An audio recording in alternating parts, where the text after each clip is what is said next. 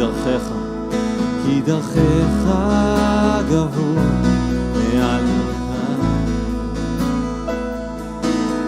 מחשבותיך מעל מחשבותיי. Shalom lekulam, Shavua Tov, boa semana. Eu, Benjamin Serber, daqui de Israel. Temos aqui Racheli Rachevski Scapa, também de Israel. Kfar Saba, na cidade natal, onde eu nasci. E também nosso querido Sami Stachover, de São Paulo, Brasil. Para nós é uma grande alegria estarmos aqui no nosso segundo Café com Fé. E agradecemos porque a nossa vontade de também fazer o nosso segundo café foi por tudo que a gente viu dos comentários, de quantas pessoas assistiram, da motivação das pessoas. Isso nos anima para saber que a gente pode ajudar, de alguma maneira, as pessoas a terem as suas perguntas respondidas, muitas dúvidas, né? Que nós, como judeus messiânicos, Yehudim, Meshichim, que não deixamos de ser Yehudim, mas somos aqueles que entendem a profundidade do Tanakh cumprida em Yeshua, a gente fica feliz de poder ser um instrumento também de luz, de entendimento da palavra como um todo. E por isso estamos aqui, agradecemos a cada um que tem participado e comentado, e para nós é uma grande alegria estarmos aqui. Eu não vou apresentar, porque vocês já foram apresentados, então, aqueles que ainda não assistiram o primeiro bate-papo com café, assistam, por favor, estão convidados a assistirem o primeiro que nós fizemos, para conhecer um pouco mais de cada um de nós e verem também as perguntas e as respostas. Então, nós vamos continuar com a mesma organização, cada um faz uma pergunta para o outro e responde. Então, continuando nessa mesma linha, the ladies first, dando para as damas primeiro, eu vou fazer a pergunta para a Racheli, depois eu faço para o Sami, e assim vai. Eu vi dos comentários no vídeo anterior, de uma pessoa, falando sobre o Shabat. E isso é algo muito polêmico, às vezes, e uma dúvida, né? Que fica tanto para dentro da estrutura judaica tradicional, e nós, como judeus messiânicos, que não deixamos de ser judeus, mas no entendimento de Yeshua. E também essa polêmica das igrejas, então, o Shabat, como deve ser o Shabat, o domingo, e deixou de ser o Shabat e é o domingo. Então, eu queria deixar para você falar um pouco o que você pode falar, o que você pode trazer de luz para nós, e tanto para judeus que ainda estão na religiosidade, e aqueles não-judeus que, às vezes, não entendem o que é Shabat e como seguir, o que fazer, sem judaizar esses não-judeus. O que você pode falar para a gente sobre o Shabat? Bom, Shabat, uau! Antes de tudo, Beni e Sami, obrigada por mais esta oportunidade. Muito gostoso estar aqui com vocês também, que estão assistindo. Shabat, uau! Olha só, quando Deus criou o mundo, ele criou o mundo em 6 dias.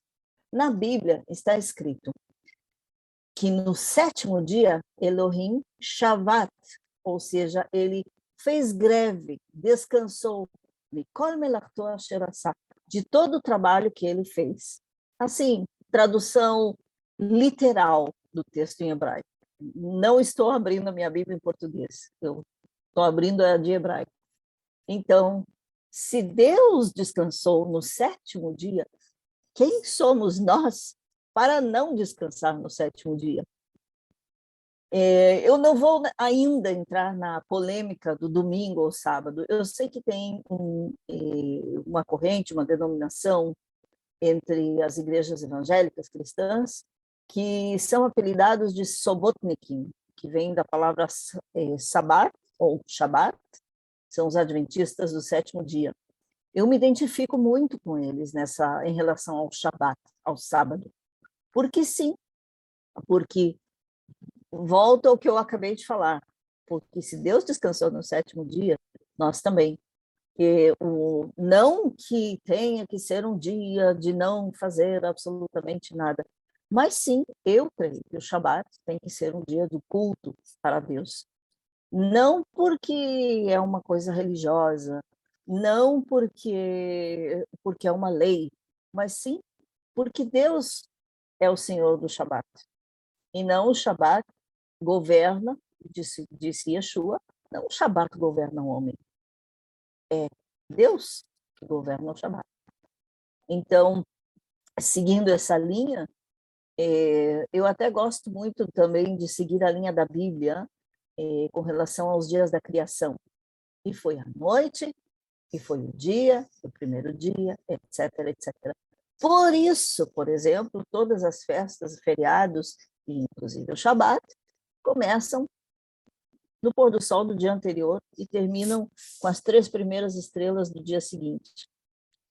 Porque é Shabat, é dia de descanso, é o dia do Senhor, não é dia de estar nessa, como se diz em inglês, a corrida de rato, em volta perseguindo o trabalho e tudo mais. Por quê? Eu volto à mesma frase, eu vou repetir. Porque se Deus Shabat, se Deus descansou do seu trabalho, quem somos nós para não fazer?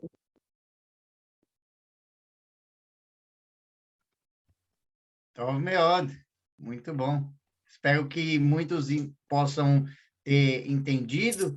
E se tiver mais alguma pergunta mais direta em relação a alguma coisa do Shabat, estamos aqui para receber os comentários e as perguntas e em breve também poder ajudá-los nisso.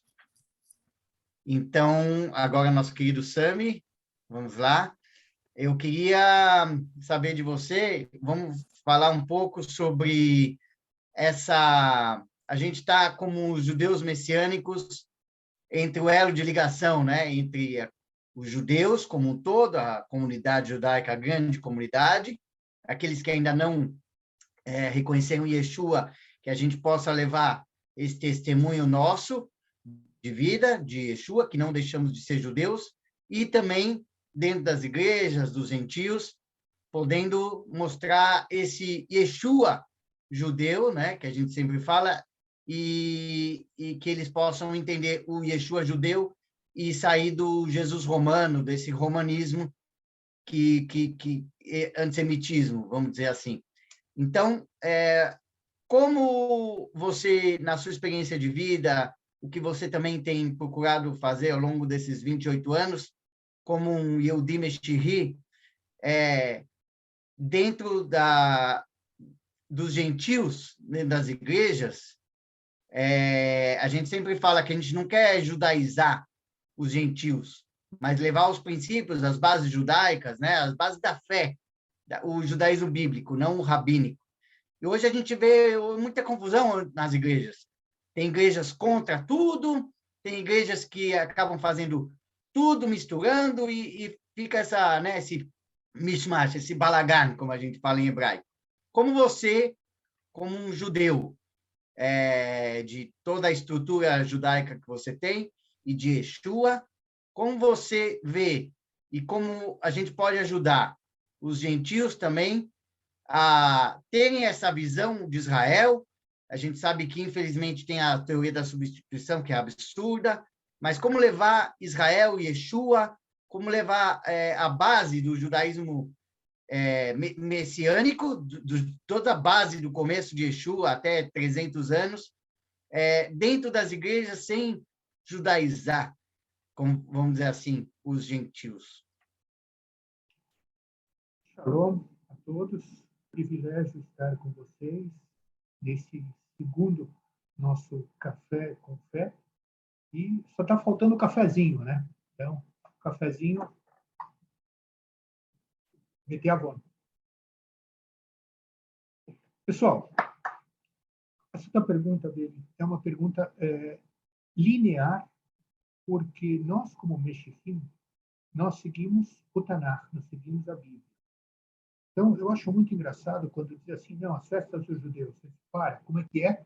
As festas dos judeus são aquelas que não estão na Bíblia. Agora, você quer falar de festas do Senhor? Ah, então as festas do Senhor começam Shabbat, Pesach, Shavuot, Yom Teruah, que é conhecido como Rosh Hashanah. Vai lá saber por quê. Como é que você faz o Rosh Hashanah no 7º mês se a Torá diz que seria no 1º mês? Mas deixa para lá, vai. Isso é outro assunto. Yom Kippur. O resto é acrescentado. Então, não faz sentido você levar para uma igreja as festas dos judeus. Você leva as festas bíblicas, as festas do Senhor. O que acontece? De uma certa maneira, muitas igrejas que eu conheci, eles querem, o judeu é uma coisa especial, fantástica, vem aqui. Então aparece esses, eu sei que é uma palavra feia, mas esses envergonhadores que se fazem de judeus sem ser, e vão lá levando explicações que não fazem o menor sentido. Estes caras atrapalham a obra de Deus, porque eles vão levar coisas que judeiziam a igreja. Ou seja, as pessoas se confundem de uma maneira tão, mas tão confusa, que ninguém entende mais nada. Por exemplo, quando nós celebramos Sukkot, que é uma das festas do Senhor, nós estamos preparando uma colheita, nós seremos essa colheita. Como é que você vai querer dizer que o Sukkot somente faz sentido se você tem um açúcar? Ok, legal, maravilha, é lembrança do que aconteceu no deserto, mas não é o etrog, não é o lulav, não é essas frutas que se celebram chacoalhando num açúcar. Isso não faz sentido. Então, a diferença toda é que a gente precisa explicar nas igrejas, e a todos vocês que estão nos ouvindo, vejam de que o que nós estamos falando é de Bíblia, Tanakh. Não sai disso. Em momento algum você pode se afastar. Porque aí sim você começa a judaizar. E aí vem uma confusão enorme do pessoal. Provavelmente vocês já viram. Você chega numa igreja, mas você é judeu, então não é cristão. Ou você é cristão, então você não é mais judeu. Não fica uma confusão que as pessoas não entendem. E esta, lamentavelmente, é a base do antissemitismo. Porque aí começa a se dar oportunidade para confundir conceitos, confundir ideias e se criam mandamentos novos. Eu gosto muito, Beni, quando você fala de tirar Roma do meio da história. E Roma fez uma propaganda fantástica, né? E essa propaganda confundiu todos os conceitos. Que pena, né?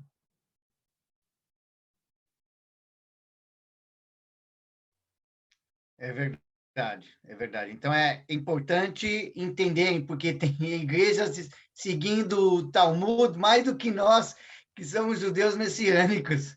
Então, é delicado. O pessoal me fala Shana Tová, das igrejas me mandam, líderes, e aí eu fico assim, eu não desejo Shana Tová em Rosh Hashanah, mas é mais a questão de entender o princípio, não de ter problema de falar Shana Tová, de entender o princípio do que é. E às vezes a gente vê muitas coisas, por falta de esclarecimento, as igrejas, líderes, fazendo tradições que não são bíblicas e que são os rabinos. Por quê? Seguem mais os rabinos e o judaísmo rabínico do que os judeus messiânicos. Ou seja, como a gente falou, nós somos as pedras vivas, busquem o que os judeus messiânicos falam de Yeshua, e não o que os rabinos falam do judaísmo em si. Mas é isso. Um comentário sobre isso, que eu vejo muito na América Latina em geral, com relação a congregações messiânicas, congregações de judeus messiânicos, ou até mesmo igrejas que estão meio judaizadas, porque em muitos casos adotaram realmente aquele bom marketing feito pelos nossos irmãos lá do Uncle Sam, lá do norte, né, da América. Porque o movimento judaico-messiânico nos Estados Unidos, às vezes a sensação, eu inclusive vi algumas coisas na Inglaterra também, a sensação é que realmente você entra numa sinagoga. tanto é que eles chamam de sinagoga, e não de congregação, e nem de igreja, e realmente a sensação. Por outro lado, tem o plus disso, que é o que realmente pode atrair ou dar o primeiro passo para vários judeus que ficam meio com medo de se aproximar de Yeshua ou de qualquer coisa que tenha a ver com Yeshua, por causa do fator Inquisição, perseguição, o que os cristãos fizeram em nome dessa fé contra os judeus, etc, etc. Então, a palavra-chave, eu acho, para todos nós é equilíbrio. Não somente É isso mesmo. Raquel, não somente isso. Veja você, encontramos muitas vezes sinagogas messiânicas onde não tem judeus. O líder não é judeu. Então, isso, de uma certa maneira, agride os verdadeiros Bnei Israel, os judeus, e diz assim, olha, está vendo, esses caras estão disfarçados. Então, você tem as duas situações. O judeu disfarçado de gentio e o gentio disfarçado de judeu. E os dois são nocivos. Triste, mas os dois são nocivos.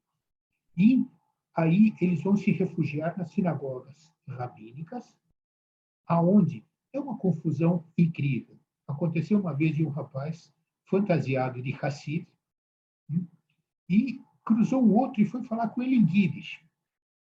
Foi uma vergonha federal, porque o disfarçado de judeu Hassid não fala Yiddish. Não existe. Então, vocês entendem que realmente é perigoso você ser um farsante nessas situações. Exatamente. Façam as perguntas, então.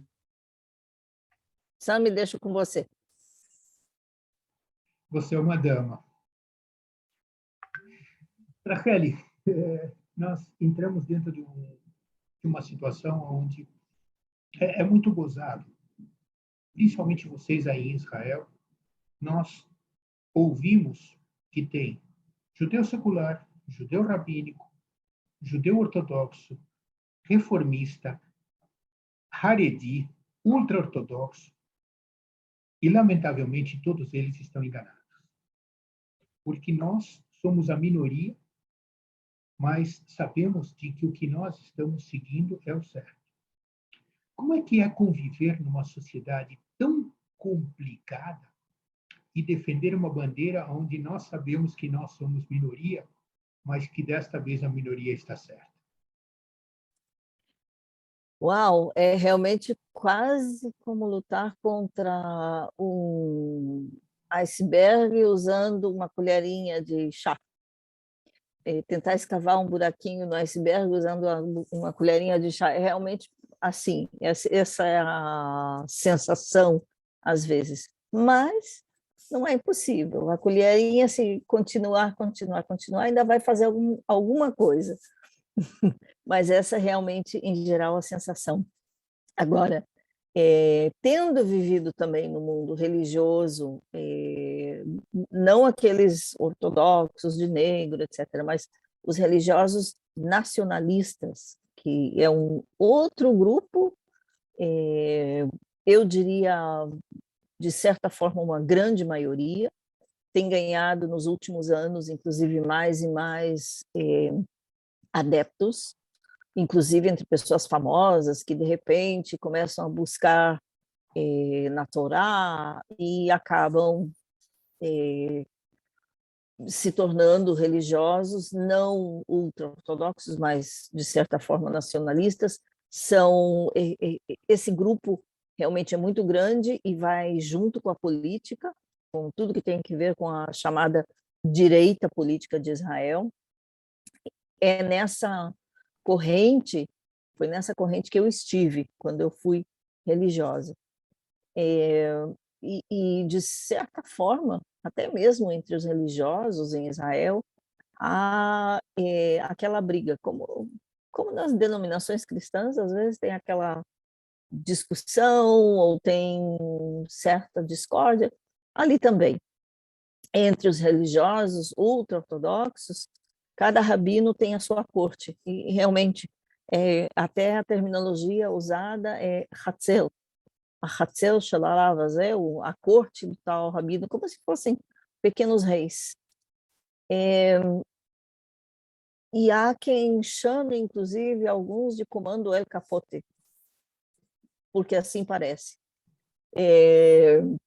até mesmo entre eles. Agora, com relação a tudo que tem a ver contra Yeshua, contra os messiânicos, aí sim, estão todos unidos. É nisso que eles estão unidos. E farão qualquer coisa. Um dos grupos mais conhecidos, inclusive uma organização mais conhecida, que começou só com ultra-ortodoxos religiosos e hoje tem de várias correntes, é uma organização que se chama Yad Leachim. Eu, de propósito, falo o nome porque certamente você, que é judeu messiânico, principalmente morando em Israel, você que está assistindo, certamente esse grupo ou vai abordar você ou já o fez. É um grupo que, usando aquela terminologia, o comando, é realmente o que eles fazem. Se é atacar fisicamente ou tentar difamar usando uma revista que eles têm, conseguem o endereço, eles têm contatos dentro do Ministério do Interior, é o Ministério da Imigração, ou seja, de certa forma, é realmente difícil viver em meio a tudo isso. Lembrando também que os reformistas, inclusive, são muito abertos a certas comunidades que nós não aceitamos, para ficar bem neutro aqui. Mas, com relação à união deles contra os judeus messiânicos, isso realmente, de certa forma, dificulta, mas não é impossível, porque sim, já vimos vários, eu não vou dizer uma multidão, que estão todos conhecidos, e não acredite em quem conte para você que esteve numa esquina em Jerusalém pregando com um megafone e vários judeus ortodoxos aceitaram Yeshua. Não creia. Isso é conto de fada, não existe. Esses que aceitam Yeshua entre os ortodoxos, entre os religiosos, ou através de muito trabalho, com muito amor pessoal, entre amigos ou familiares, ou, em vários casos, inclusive, de formas até sobrenaturais, de uma forma sobrenatural. Isso a gente sabe. Então, eles também continuam, mas assim, em certos casos, na moita, até conseguirem sair e realmente professar a sua fé em Yeshua de forma pura. Muito bem. Eu acho que fica claro de que quando você tem a bandeira da defesa certa, você ganha ousadia.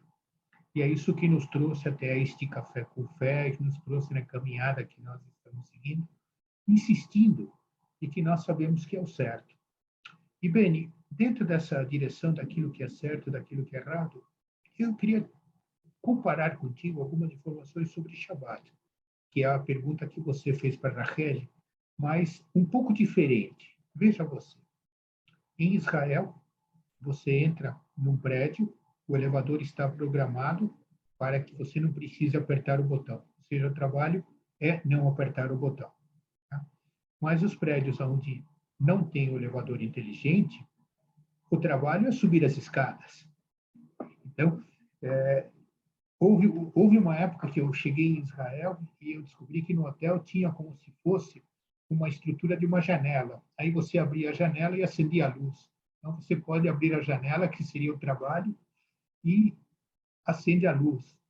Então, a gente vê algumas coisas complicadas. Uma vez me deram uma explicação de que não andar de carro no Shabbat é porque você gera fogo.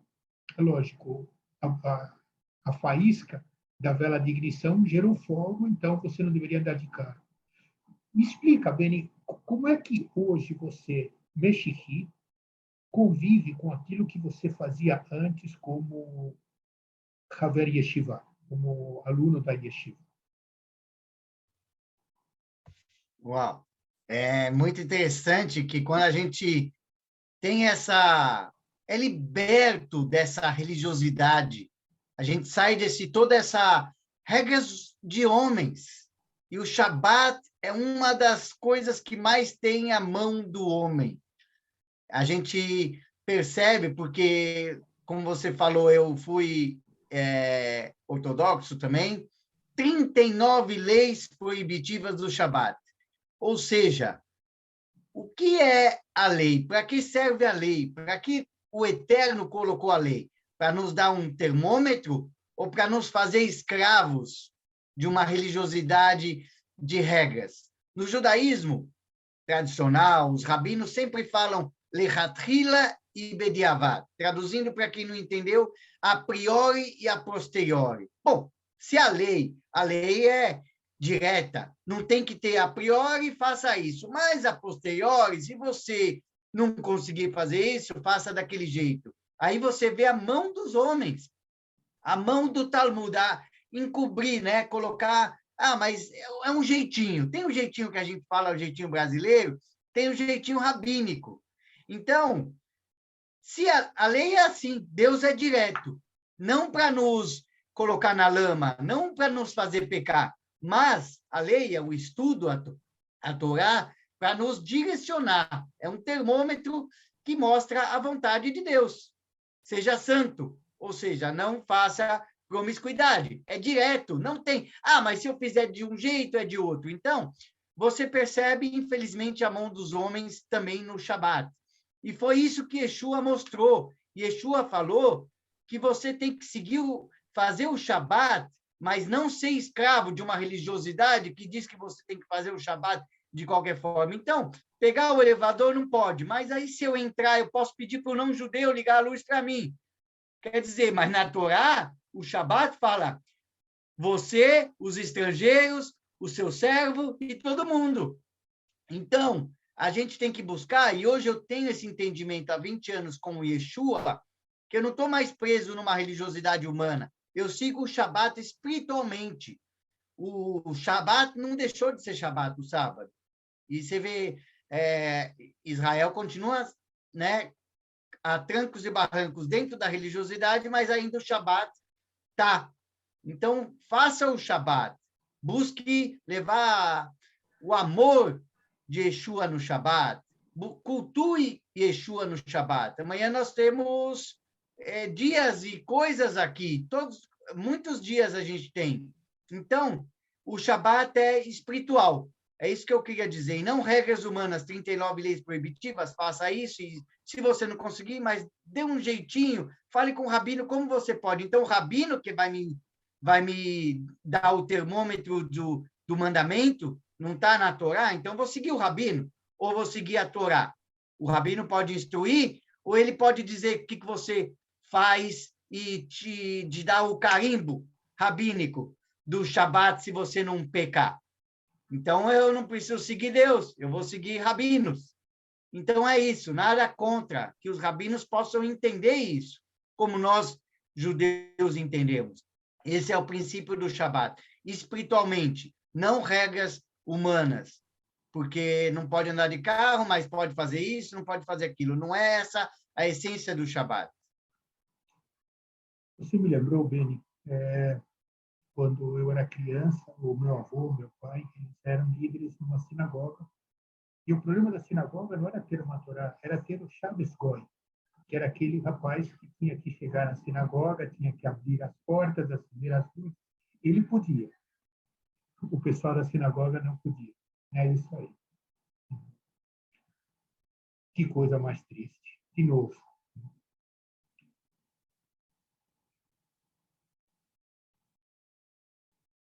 Comentando sobre todas as leis de Shabat, eu me lembro que em 89, mais ou menos, quando eu voltei, posso dizer, voltei para Yeshua, a família, na época, não a minha família, família que eu estava conectada a ela, na época, me levou para conversar com um rabino aqui em Israel, rabino argentino. E uma das coisas que ele falava muito é como as leis do Shabat, as leis do Shabat. Eu falei assim para ele, uma das coisas que eu me lembro assim, meio não tão claro, mas a expressão que hoje eu lembro sobre todas essas leis, algo do Talmud, se não me falha a memória, que todas essas leis são como uma pedra ou uma rocha pendurada num fio de cabelo. תלויים כמו סלע, תלויים תלוי על חוט השערה. E ele ficou meio assim, porque isso é do Talmud. Ou seja, até no próprio Talmud, faz menção de que todas essas leis são meio fracas. Bom, é minha vez de fazer as perguntas? Então, eu vou fazer a mesma pergunta para vocês dois. Começando com você, Beni. Se a Inquisição acontecesse hoje, como você conseguiria falar para um dos nossos irmãos judeus de nascimento, como você conseguiria falar sobre Yeshua nos dias de hoje, caso ocorresse a Inquisição nos dias de hoje?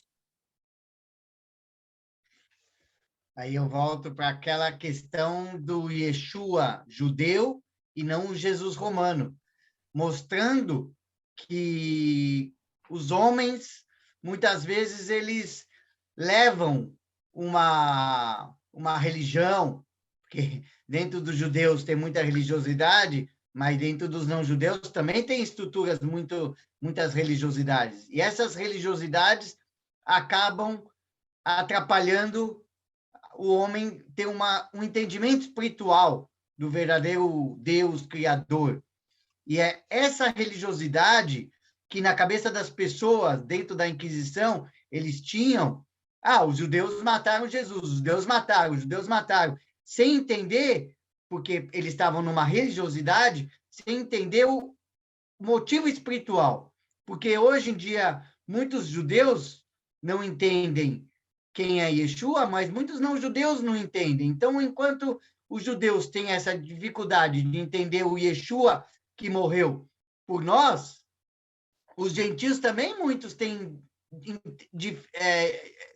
É difícil para eles, muitos, entender, por causa da religiosidade. A Inquisição foi uma opressão dentro de uma religiosidade que atrapalhou o entendimento do verdadeiro Yeshua. Então, quem estava na Inquisição, essa estrutura, não entendeu quem é Yeshua. Então, eu diria o seguinte,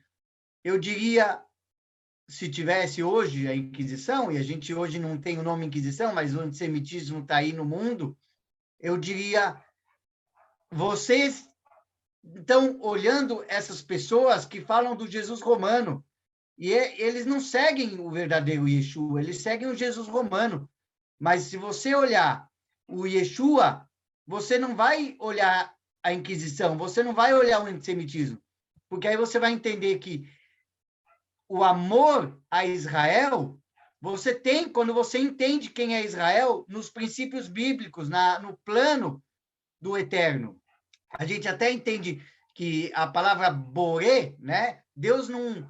Ele criou um povo, é mais do que escolheu, né? Ele criou, ele pegou Abraão e criou. Então, quando você vê o antissemitismo, é a falta do amor a Yeshua, porque quem tem amor a Yeshua, quem tem amor ao Eterno, ama também Israel e o povo judeu, não tirando as falhas do povo de Israel. Isso é uma questão, mas amando por tudo. O próprio Deus ama Israel, independente das falhas do povo de Israel, dos pecados e dos erros, mas não deixou de ser o povo que é aquele povo que leva Yeshua.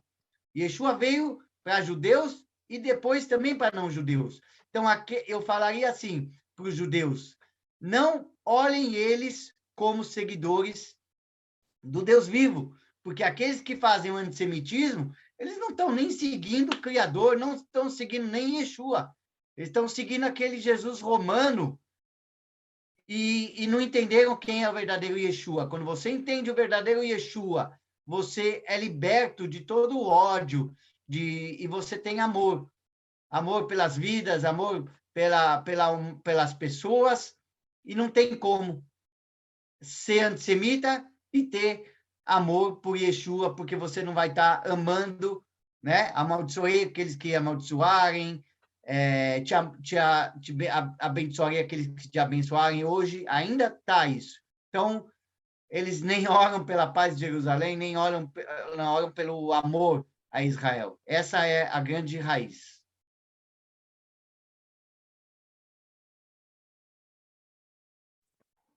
Sami, a mesma pergunta, mas quem sabe, vou dar um twist aqui. Do outro lado, você, digamos, na Inquisição, vem um grupo de cristãos e te diz, você é judeu, matou Jesus. Uau! Como você prega o evangelho para esses cristãos? Legal, quer dizer, o que já era difícil fica o pior, né? Você sabe que eu creio que chega um momento da nossa vida onde nós somos necessariamente chamados para ter um testemunho de coerência.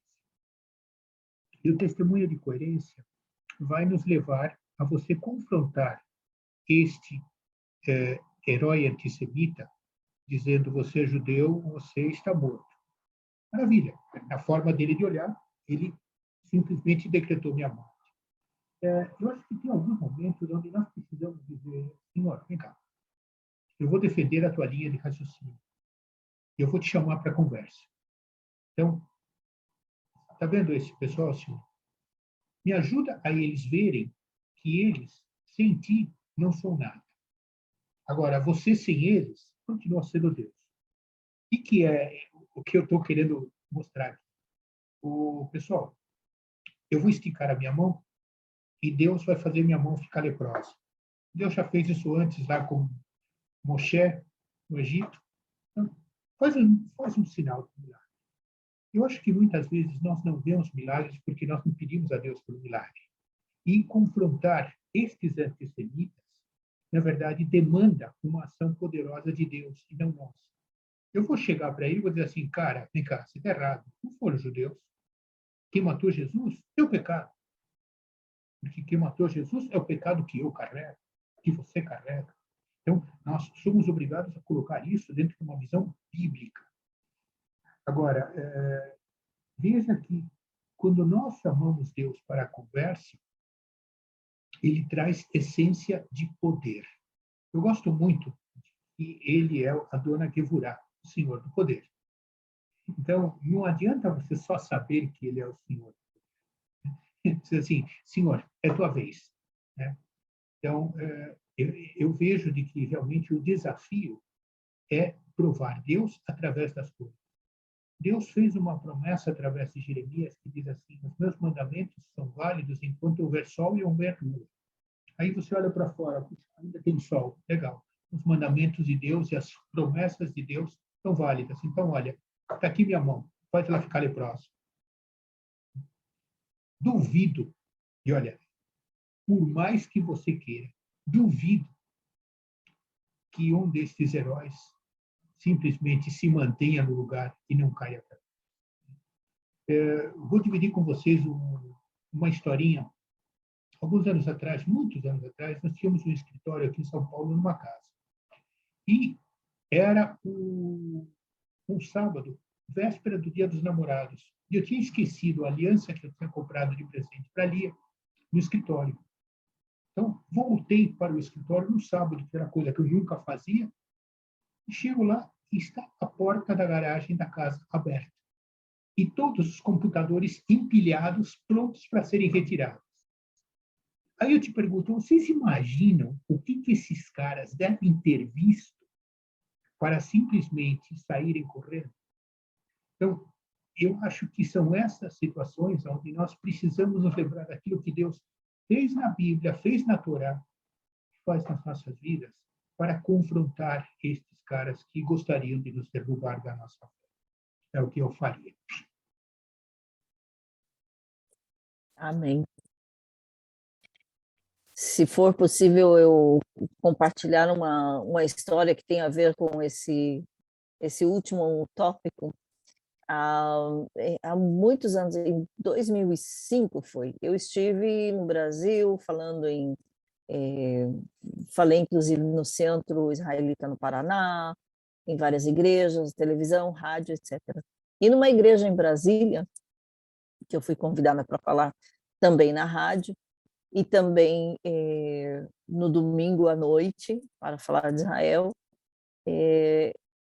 haviam estipulado, ou o co-pastor tinha me dito que eu teria 1 hora. Quando eu cheguei, me disseram que eu teria 20 minutos, porque quem recebeu, no final das contas, o púlpito para falar mais foi um político que chegou para falar de eleições. Tudo bem, não tem problema. Só que quando eu falei da situação em Israel, trouxe o lado jornalístico, também pedi às pessoas que orassem. Houve, inclusive, eu levei de presente uma bandeira de Israel, isso é importante, levei de presente essa bandeira. Fizeram toda uma cerimônia no princípio do culto, entrando com as 2 bandeiras de Israel e do Brasil. Tocaram a banda da igreja, tocaram a Tikva e o hino nacional brasileiro, com as 2. Foi uma cerimônia.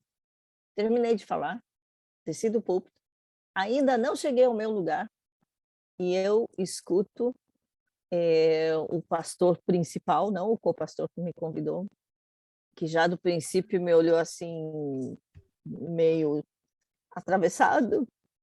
Ele apontou para mim assim e disse: esse povo tem nas suas mãos o sangue do inocente. Em meio do culto, eu sei que eu me virei, assim, olhei para ele, fiquei meio uau. Acabei de falar, né, sobre orar pelo povo de Israel para aceitar Yeshua, etc. E o resto da igreja, eles estavam aterrorizados. Tudo bem. Terminou o culto, saímos, o co-pastor me pediu desculpas pela mudança, porque o pastor tinha decidido outra coisa. Eu sei que no dia seguinte eu saí de Brasília, fui para Uberaba, e eu escuto nas notícias, e também recebi um e-mail na época, que no dia que eu saí de Brasília, que foi o dia seguinte a esse culto, houve uma enchente, uma chuva torrencial na cidade, mas a enchente atingiu aquele bairro, daquela igreja. A igreja ficou totalmente destruída. A única coisa que ficou em pé naquela igreja foi a bandeira de Israel que eu levei. Todo o resto ficou destruído. Eram 3 andares. Como 3 andares se inundam? Como o andar de cima fica inundado? E só a bandeira de Israel que estava no térreo ficou intacta. Isso, assim, me deu uma lição. Cuidado com o Deus a quem a gente serve. Então, né, ótimo. Oh, meu, que maravilha, que bom estar com vocês aqui e aprender mais de Yeshua também através da vida da Rachel e da vida do Sami. Isso edifica também a minha fé.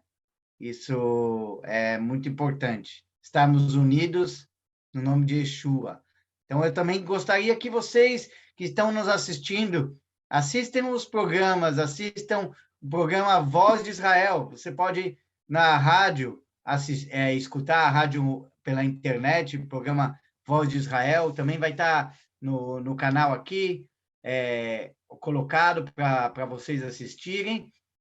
Então, é muito bom. É um programa que fala na notícia de Israel, tem louvores em hebraico, é muito interessante, é muito bom vocês verem vozdeisrael.radio 12345.com. Fácil. E depois você vai ver no script do vídeo colocado. E o Israel no Caminho, tanto em português como em espanhol. Tem muitos ministérios aí que a gente apoia, que a gente participa, que é muito interessante para vocês entenderem mais sobre Israel e entenderem como orar pela paz de Jerusalém, conhecerem mais os judeus messiânicos e a fé em Yeshua, para que você não vá para outras coisas que não seja a base bíblica.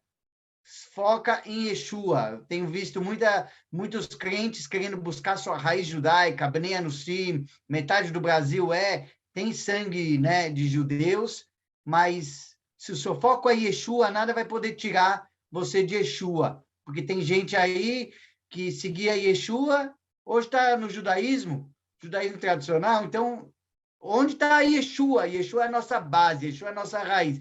Tudo que tirar você de crer em Yeshua, de reconhecer Yeshua como Corban, aquele que te salva, que é o Mashiach, tudo isso que tirar você desse foco de Yeshua, então você não é bíblico. Não é o Tanar, não é a Torá, não é a base. Então, esse é o que a gente queria deixar. E eu agradeço, e é isso aí. Todá rabá lekulam. Leitraot. Então, muito obrigada. Tchau. Shalom Bracha.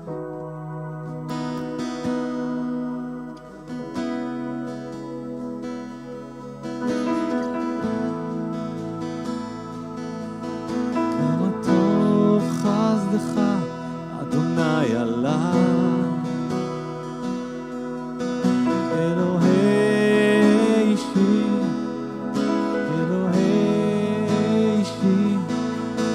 כמה טוב חסדך, אדוני עליי. אלוהי אישי, אלוהי אישי.